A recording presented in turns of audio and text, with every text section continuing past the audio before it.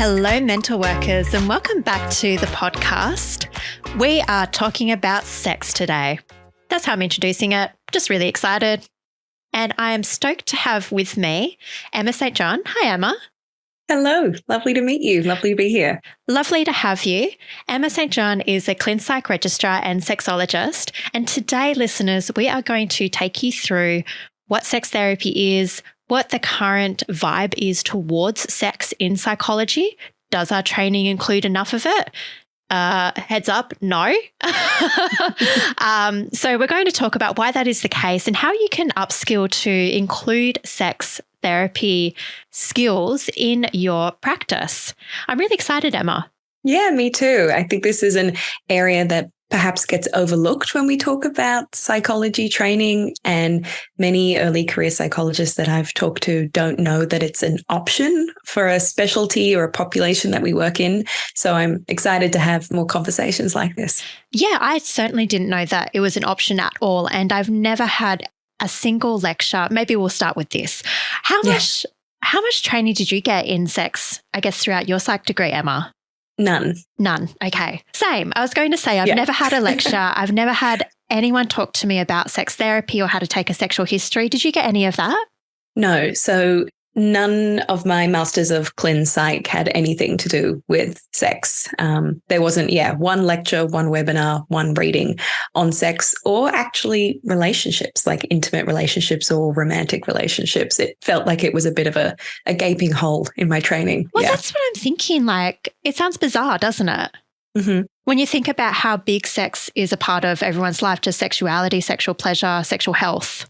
Yes. And I understand that there has to be some things that can't be taught in a Masters of Clin or in any other kind of pathway to psychology or mental health training.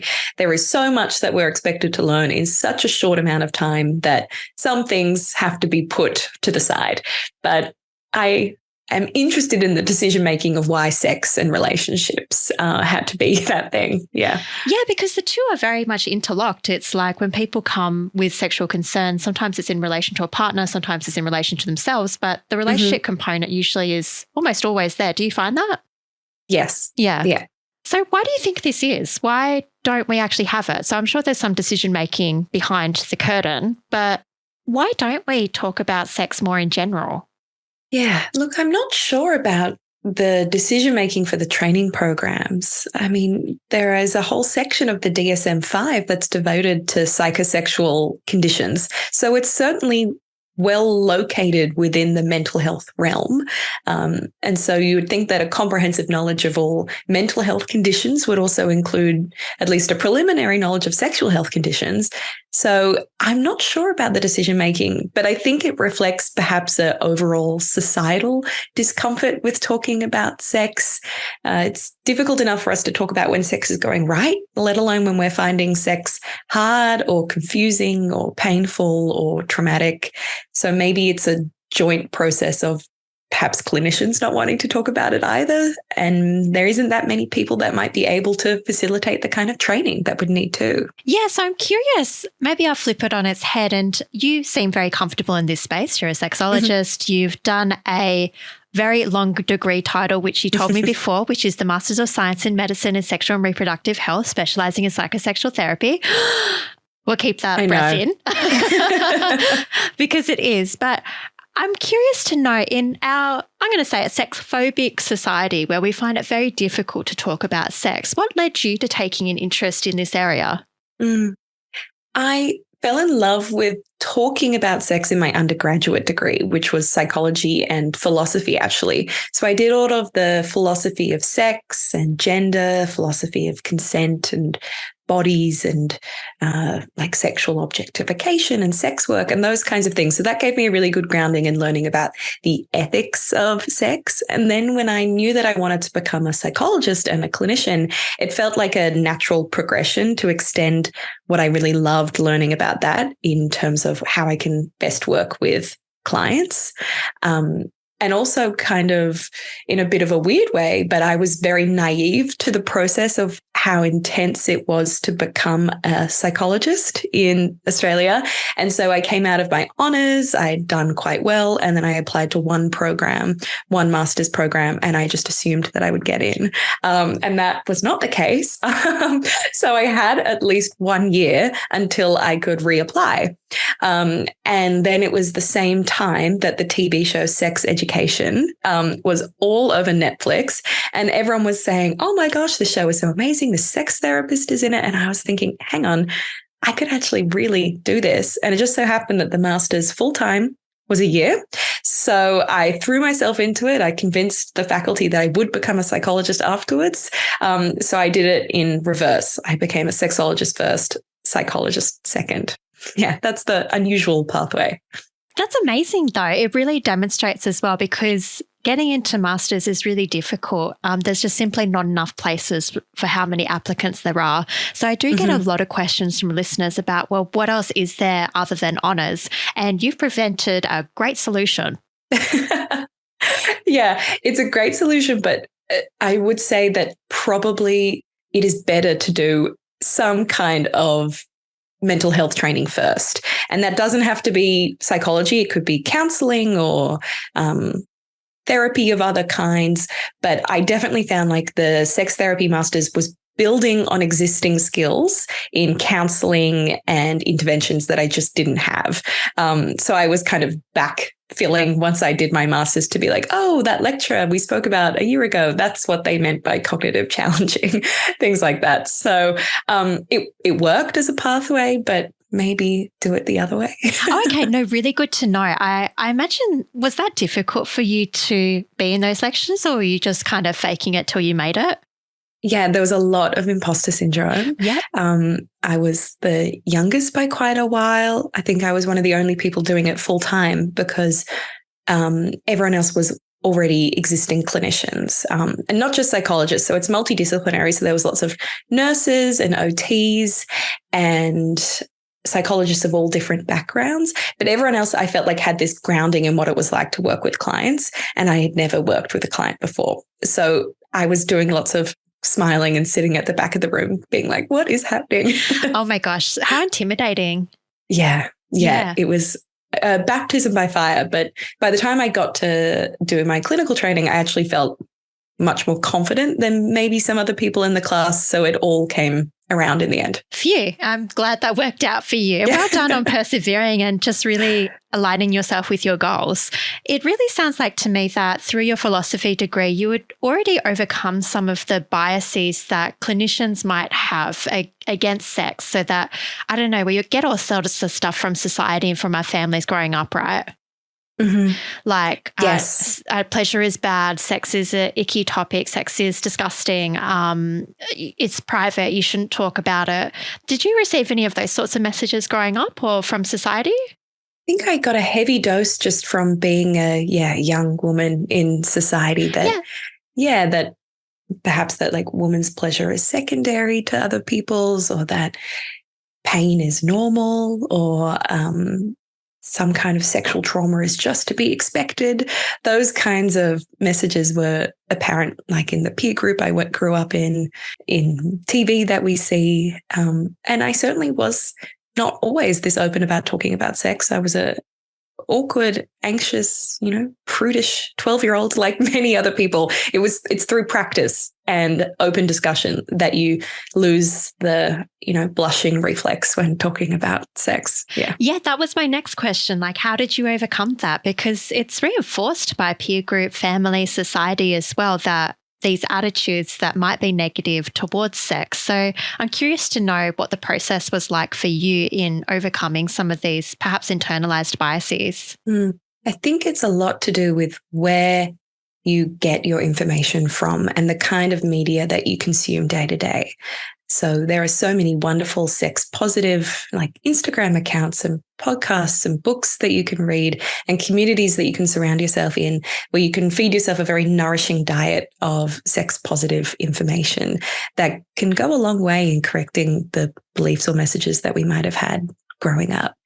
And also the more training that you do in this area, the more clients that you see facing these kinds of challenges, we realize that sex concerns are mainly like health concerns. It's not dissimilar to talking about other kinds of chronic pain, for example, or other kinds of different bodily functions. After a while, it loses its scandal. Yeah. And it just becomes interesting. Yeah. Yeah. Wow, that's so fascinating because, okay, let's catch listeners up to where we're up to. So we've talked about how there isn't much training, if at all, about sex in clinical psychology or just psychology in general, and then combining that with societal forces, which are usually quite negative. Some people have positive upbringings and positive societal messages, but particularly like, I guess 80% of our workforce is, I don't know if they're AFAB, so assigned female at birth, but female identifying folks. And they might have had unique messages as well that are quite negative about sexuality and sexual desire and pleasure.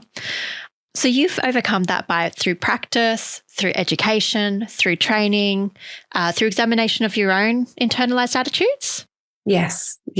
And part of the training is looking at your own biases, and you spend a lot of time watching different kinds of sexual stimuli, so different kinds of pornography, reading about different kinds of stories of people's sexual experiences, and really tuning into the kind of automatic reactions that can bring to you.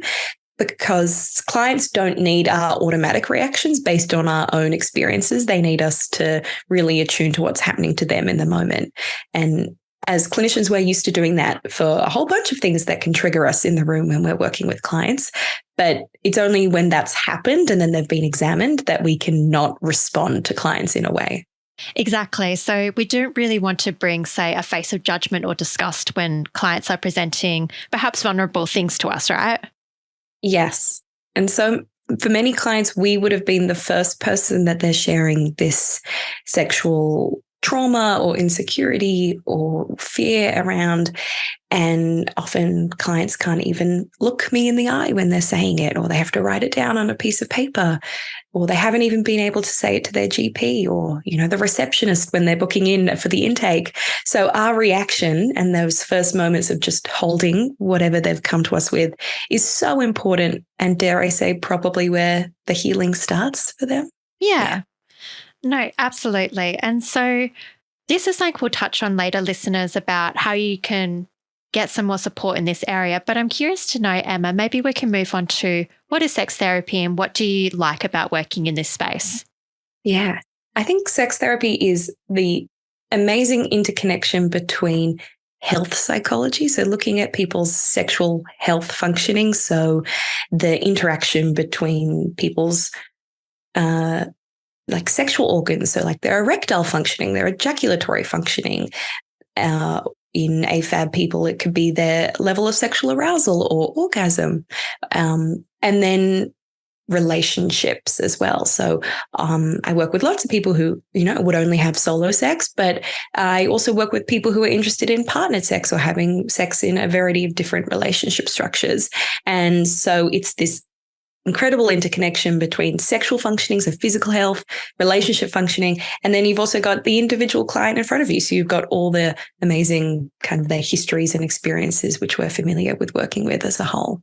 Yeah, I think it's so amazing. Like the more that I get into this field, so listeners, I'm doing a graduate diploma in sexology at Curtin University. And the more that I get into it, it's just so expansive, the range of presentations. So I think like polyamorous relationships, kink are just like two huge areas, which also fall under sex therapy, right?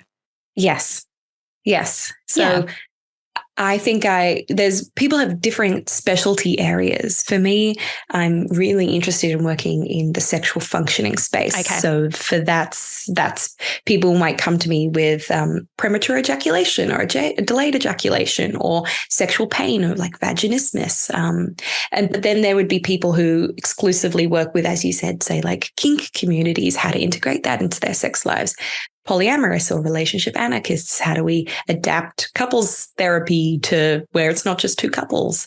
There would also be people who work in the the gender space that might still kind of go under the banner of sex therapy. And then there's a whole other space of helping people discover and explore their sexual orientation and their sexuality. So sex therapy is a big umbrella term for a lot of different kinds of populations and ways of working. So maybe first myth that we're going to bust, but Emma, do you need to have a degree in sexology or sexual health to be able to talk with clients about their sexual functioning? Absolutely not. Okay. No. How come?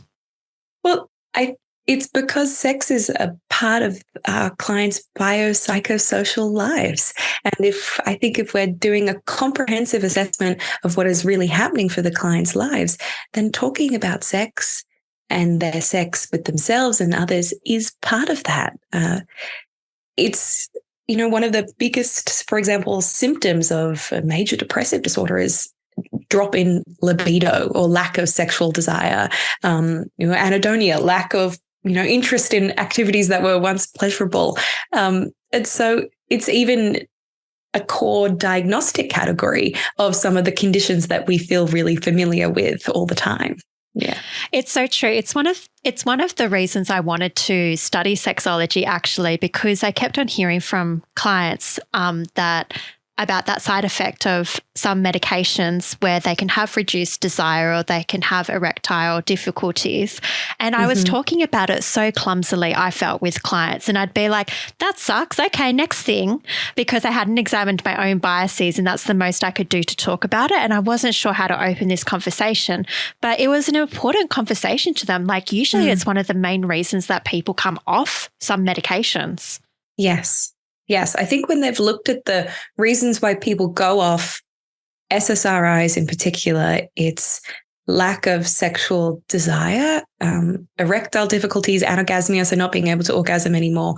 And then also maybe second to that is like weight gain or like physical side effects like that.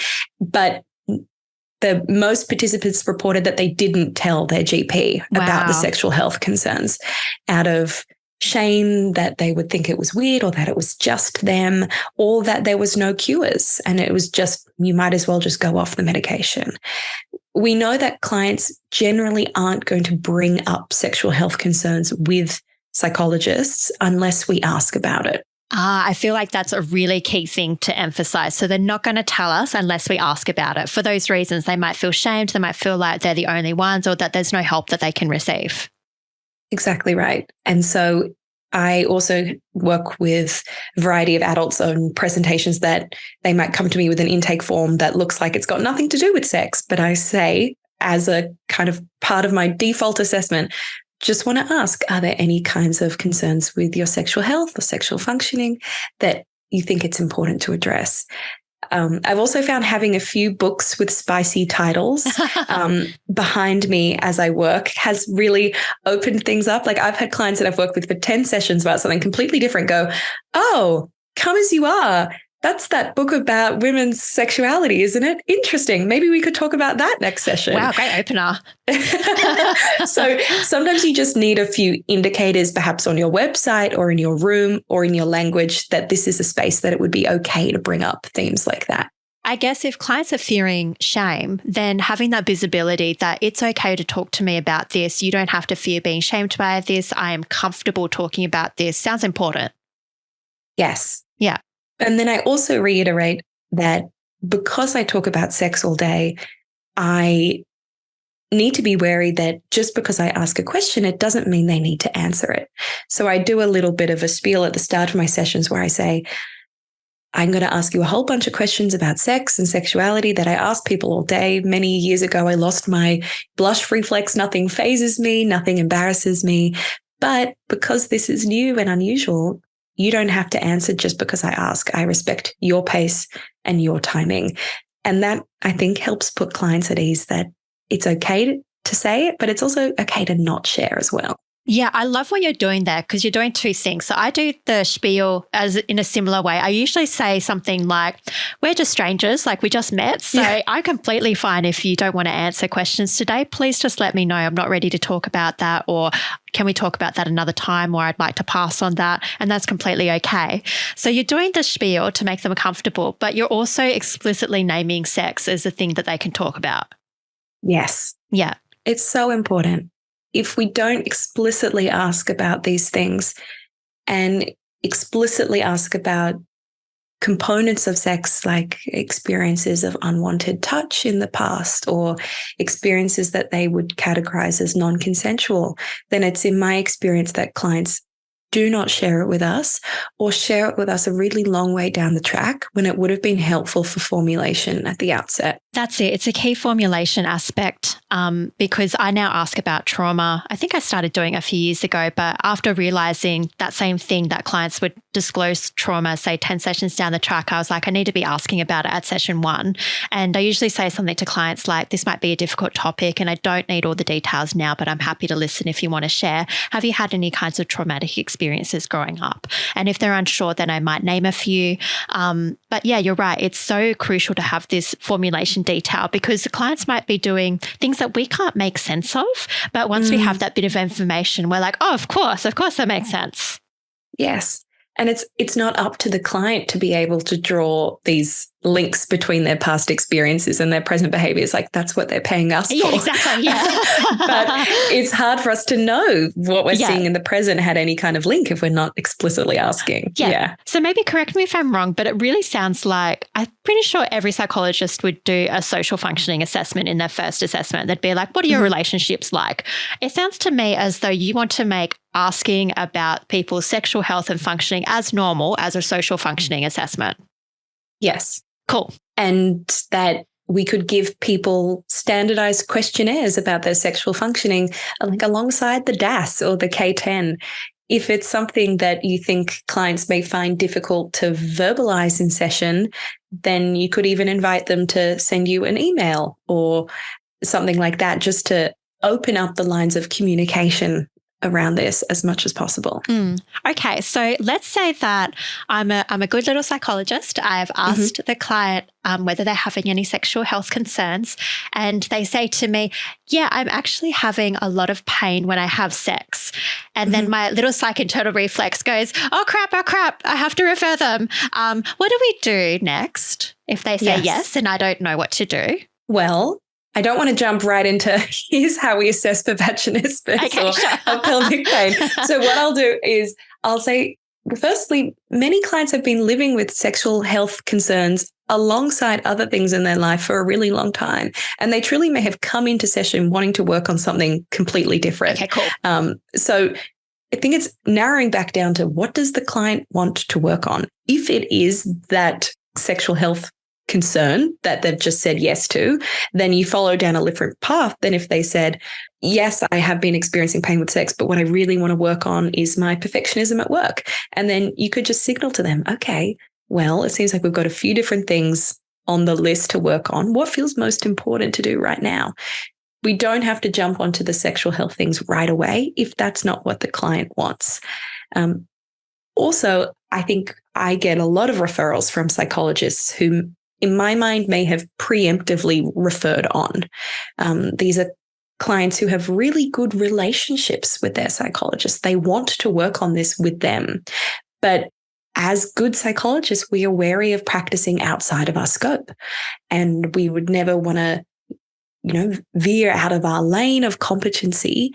But I have a feeling that with some extra supervision and some extra reading, and working with this client in the context of a multidisciplinary team, psychologists can do a lot more with the existing skills that they have than I think they give themselves credit for. Yeah, that's really interesting that you're assessing it as that. It's like you see this client has a great relationship with their therapist. It's not necessarily that they've wanted to seek alternative therapist, but the psychologist has said, yeah, this is outside of my scope.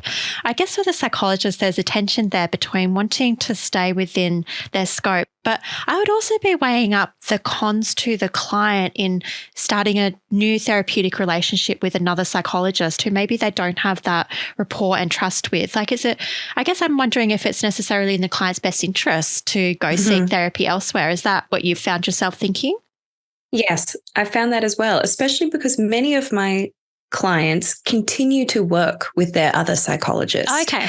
And then we get into this bit of a weird dance where me and the other psychologists both aren't wanting to mess with each other's work. And we're trying not to overburden the client with homework or overburden financially with too many appointments. But it feels like if we all just could kind of sit in the same room, would probably be able to figure out how to best help the client together.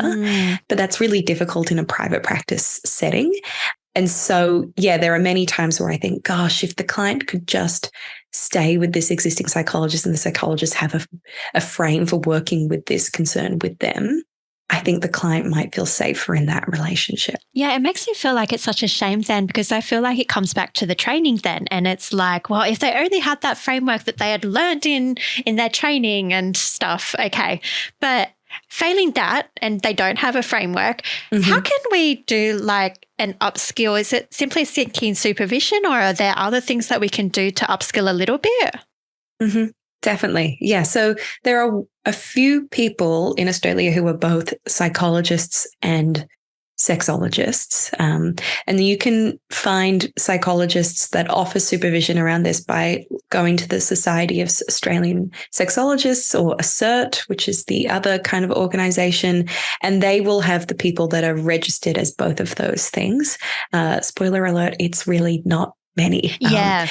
So there are many more people who are registered as sexologists with these organizations that actually don't have any formal mental health training. And that's because sexology and sex therapy aren't registered names. So anyone on the street can call themselves that. And I think there's a large variety of experience and a larger variety of training that people have had, similar to within the psychology profession. But it also means that it's hard for clients to know the difference between someone who has this label versus that label when they all sound really similar. Yeah, I feel really bad for clients in that respect, because there is so much diversity in the sex therapist world, I feel, which is on the one hand fantastic. Like, I've seen sex therapists who are, say, have lots of lived personal experience in, say, sex work or kink scenes and stuff like that. And I'm like, great, like there are probably clients who would be a great fit for that person. But on the other hand, it's hard for clients to discern which framework that clinicians are coming from. Exactly right. I sometimes worry that we're sending perhaps our most vulnerable clients into the most unregulated part of the mental health, physical health field. Fair worry. Yeah. And I want to really emphasize there are so many wonderful sexologists who do incredible work. And so maybe it's about establishing a network with some sexologists that you feel like you can trust, that you've heard good work from clients or other psychologists if you have done that referral process. But so that's supervision. You can have supervision from sexologists about sexual health things, but unfortunately won't count towards your registration if you're looking to do those kinds of things, unless you can find the unicorn of the people that have the double training. Yeah. But there's also lots of sexual health training that you can do online. So I think we were talking before that SHIPS, the online resource, is a really great training which is offered by a psychologist in how to upskill into sexual health. SAS and ASSERT always have webinars. You can join as a student member and learn from them. There's 1,000,003 books about, CBT for every single thing under the sun. There's handbooks of sex therapy that you can have on your doorstep with Amazon by the end of the night. And once you start reading these manuals, I think people will be surprised with how familiar these interventions are. But instead of cognitive challenging for fears around negative evaluation, you're cognitive challenging for fears around negative evaluation of not being able to maintain an erection. Like, it's not that long a a jump of being able to adjust some of these skills for sex therapy. Let's talk about that for a moment, because I think that's really interesting, the idea that it's not so much of a leap, it's just applying to a different set of concerns. That's what it sounds like. Mm-hmm. Yeah. So I guess let's think of mindfulness skills. How might you apply mindfulness skills as a sexologist? Yes. Yeah. So mindfulness, which is, paying attention to the present moment compassionately and on purpose, is a skill that we often feel really confident talking to clients about. And mindfulness is probably one of the most evidence-based treatments that we have for a range of sexual dysfunctions, most significantly low sexual arousal. I'm actually running a whole mindfulness for low sexual arousal course at the moment. Wow. Amazing. And the first 4 weeks of that program, we don't even talk about sex. We just get people to tune into the sensations in their body. And then after week 4, we start to get clients to self-stimulate a little bit or watch some sexually stimulating material. And then, like they would do a body scan of their body, they do a body scan, but it's including their genitals. They're paying attention to sensations in their genitals. Or we're helping clients manage distractions or anxious thoughts during sex so that they can stay in the present with their partner rather than worrying about evaluation or how their body looks. It's a helpful antidote to performance anxiety. So, and this is, this isn't just necessarily sexual mindfulness. This is just mindfulness that we already can teach clients. It has flow-on effects. Yeah. I think that's just incredible, because when you say it like that, I'm like, yeah, I can talk about mindfulness and teach that to clients until the cows come home. I've got a range of things. I'm just imagining teaching a client leaves on a stream whilst they are in a sexually intimate moment. And I'm like, yes, that'd be great. So it's really interesting that I wonder if a thing that is really holding us back is our confidence and perhaps our biases and attitudes towards sex. Yes, I think it really is confidence, and that we're not having these discussions in supervision, perhaps with our supervisors or in our training. And, the last time we ever want to try something new is in front of a client, especially if we're feeling perfectionistic and a need to perform and only do our very best in front of a client. But I think with clients that you have an established relationship and they bring to you something, I think it's okay to signpost, look, this is something that I haven't worked on before, and I can refer you on to an expert if we think that it's going there. But at the moment, do we want to try using some of these existing skills and applying it in this way and then see how we go? Clients aren't always asking us to be perfect. They're asking us to be honest and educated and try our reasonable best. And so walking beside them as you learn things might be an okay first step. Yeah, it very well might be. And I really love that, because it puts the choice and control back in the client's hands. And it's part of that informed consent. I really see it as it's really telling them, look, here's what I think is possibly the limitation of my skill. What would you like to do now knowing this? Exactly right. Exactly right. And then as a psychologist, we can seek a bit of assistance to be able to support this person as best we can, rather than having that panic reflex and then flicking them off and perhaps terminating a relationship that the client didn't want to end. Mm-hmm. Also, it's okay to send people for a discrete package of care. I've worked with clients, for 6 sessions around a specific thing. And then I often will say, okay, do you want to go back to your other psychologist now, or do you want to stay with me? So if you're worried about, I've got all of these long-term goals, we're working on this and this, I don't want to lose this client for the sex therapy, then an alternative option is, why don't you go see someone for this discrete amount of time and then come back? Yeah. So if you feel like you're balancing a few goals, an option is to say, well, why don't we try this for just a little bit and then come back and we can keep working on these other things as well. And have you seen that work in practice? Yeah. Yeah, cool. Yeah. I've seen it work well. I've worked in a group practice and I'll see a couple for kind of a sexual concern while they keep seeing their individuals. I'm working with a few clients now who are seeing me concurrently with their other psychologists.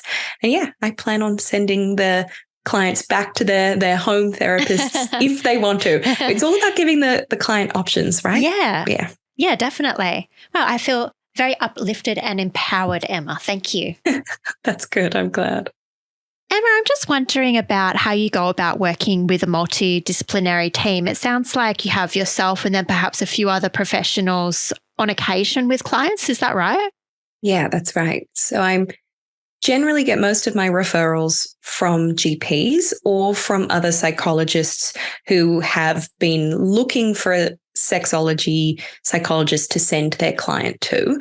So I'll generally have a conversation with the referring psychologist if the client gives me consent to at the start, just to see if there's anything that they think I should be aware of. Same with the GP. I make it clear to my client that I'm not a medical professional by any means. So if I am seeing anything that I think needs further investigation from a gynecologist or an andrologist or a men's sexual health specialist, then I ask them to go back to their GP and get referrals to those specialists. And I always ask the specialist to send me reports as well. Not that I am an expert in everything kind of physical health, but often doctors will tell clients things like, oh, you have vaginismus. And then I look at the report and it says it's vulvodynia. And to a client, that's, it's a confusing word that starts with a V, but actually the treatment type might be quite different depending on different types of pain, for example. So sometimes it's helpful for me to get the reports directly.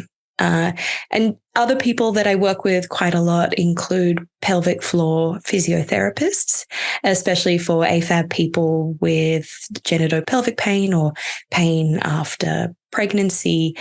And so I have always a list of people that have had positive, trusting experiences with people, because those are treatments that are quite intensive and involve often internal vaginal examinations and treatments. So it's about getting a list of people that you feel as confident as you can be sending your clients to. And then they often become quite a nice reciprocal referral pathway as well, if you can find a good team. Great. So building up these relationships is really important in this field. Yes, because of the intricacy of the physical and mental health connection, I try and gather as much information from as many people as possible. And that's really helpful with the formulation.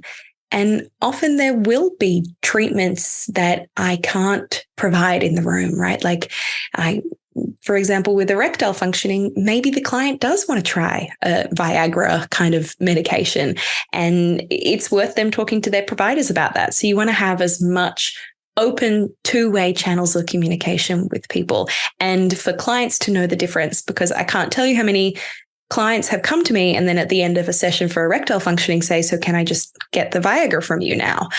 So we have to also do the education around, I'm not a doctor, sexologist is not a doctor, psychologist is not a prescriber, things like that. Yeah. Sounds important. Yeah. Emma, I'm wondering, do you pick up the phone a lot and talk to GPs or other providers, or is it more through written communication? I try and phone as much as possible. Obviously, it's hard, we're back to back, they're back to back, but I try to as much as possible. But it often, in reality, looks like when I send my 6-session report to the GP, I send it to the whole team and vice versa. As you've just got to get the client to sign all of those permission to release forms on all ends so you're covered. But I've never had a client that hasn't wanted me to have all of the information necessary. Generally, by the time that a client is seeing me for sex therapy, they have seen a number of different providers. We are often the last rung on the ladder of a number of different health experiences of varying efficacy and satisfaction. So clients are often like, yeah, please just know everything. I'm so sick of telling people this, which is really difficult, but does mean that they are open. Wow. Yeah. Does that mean you might have a few presentations where clients, their professionals have been like, I don't know what's wrong with you, better see the head shrink. And then they've come to you and be like, guess it's just all in my head. Yes. That would suck, because they'd be presenting like quite helpless, hopeless, like understandably. Yeah. People have come to me with a variety of true horror stories of what medical professionals have said to them. Like people experiencing genitopelvic pain and penetration have been told to drink a glass of wine before having sex. Goodness. Yeah. Or, a young man with erectile difficulties saying like he just has, performance anxiety. And if he finds someone that he's really attracted to, it'll work. And like, what does that mean for his girlfriend that he's in love with, right? Yeah. So there's unhelpful messages sometimes come from society, but also they're coming from the journey that people have taken to get to see us. Yeah. So often a lot of those initial sessions are just unlearning that. Oh my gosh. I'm laughing because it's sad, because I feel like it also reflects perhaps professionals who haven't examined their own biases. Like I know as a psychologist, I'm not a dietitian. So when people talk to me about their eating, I'm not going to say, oh, you really should be eating this, that, and that over there and less of that, because it's not my scope. But it seems like with sex, I don't know, professionals seem to be like very ready and willing to dispense advice that might not be all too evidence-based. Yes, I completely agree. And then as psychologists, we're often too scared to dispense sexual advice, even if we actually have really strong clinical trials and strong evidence that if we suggest clients to do these specific techniques, then it will break cycles for them. Yes. Because we want to stay in our lane, we're not giving clients that information. Yeah, but it really needs to be a whole change, doesn't it, Emma? It's like we really need to include sex in, like, I was reflecting on this, like I've never seen a value sheet that has had sexual pleasure as one value of domain of life or anything. And I've never seen a self-care sheet that has said, attend to your sexual pleasure. And I feel like we just need a whole revamping of like psychology, really just flip it on its head and just include sex everywhere. Just add sex to worksheets, add it everywhere. That is so true. Yeah. And in some realms, it is, I think we got to celebrate the progress. Like at least the NDIS you can now get funding for some sex toys. You can get funding for sex surrogates, so some kind of sex workers. It's considered an activity of daily living that is now being taught to occupational therapists and things like that. So there are some fields in which it is really becoming talked about as something that we should all be assessing. But I think psychology really needs to catch up. Well, hopefully this episode is the catalyst to changing that, Emma. Oh, I hope so. Well, Emma, I feel like we're coming up to an end. So I really want to thank you for coming on the podcast. It's been a delight to have your experience and insights, and I feel like I've learned a lot. So I feel like listeners will have as well. I want to ask you, if listeners want to learn more about you or get in touch, where can they find you? Yeah, so I have a website, which is emmasjohn.com.au. You can find me on Instagram at Emma St. John Psychology. And I work in private practice in Sydney, so in Woollahra and in Newtown. But I work and see telehealth clients across Australia. So if you're ever interested in referring a client or even just having a conversation about some resources that might be helpful for a client of yours, I would love to just chat. So come get in touch and I can point you in the right direction. Thank you so much, Emma. I really appreciate it. Thank you so much for having me. Thank you, listeners. Have a good one and catch you next time. Bye.